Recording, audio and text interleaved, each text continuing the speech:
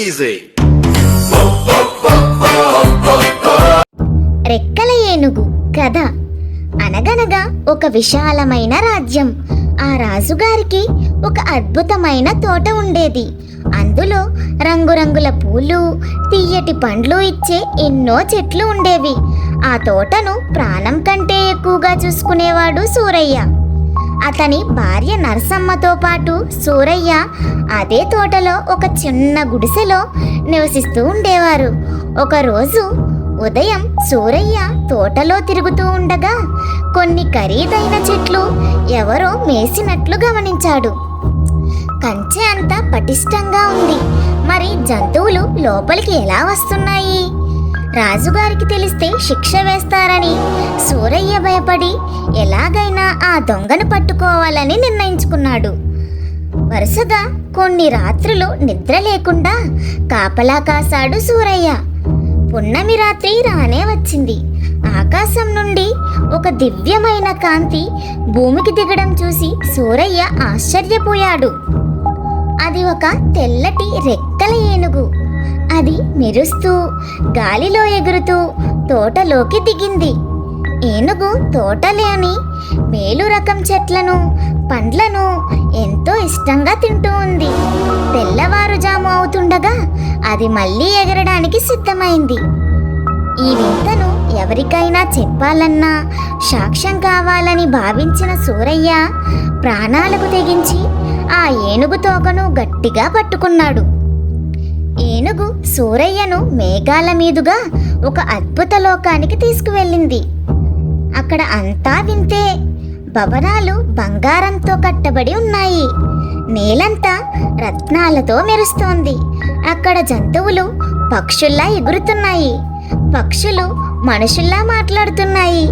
పాములు నాట్యాలు చేస్తున్నాయి. ఆ లోకంలో సూరయ్యకు కావలసినవన్నీ లభించాయి. అతను అక్కడ కొన్ని రోజులు ఉండి తనకు కావలసిన ధనకనక వస్తువులను ఒక మూటలో కట్టుకున్నాడు. మళ్ళీ పున్నమి రాగానే అదే ఏనుగు తోక పట్టుకుని తన ఊరికి చేరుకున్నాడు.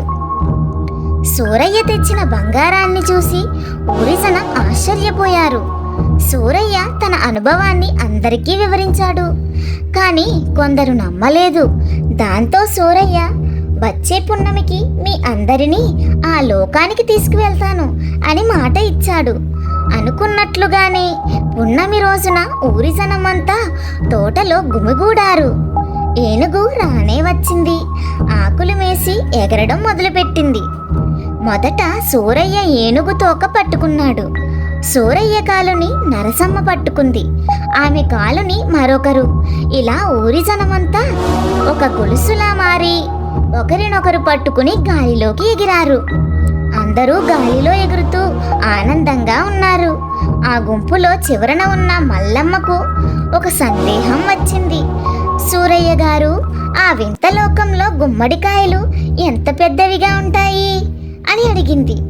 ఆ ప్రశ్న ఒకరి నుండి ఒకరికి పాకి సూరయ్య వరకు చేరింది.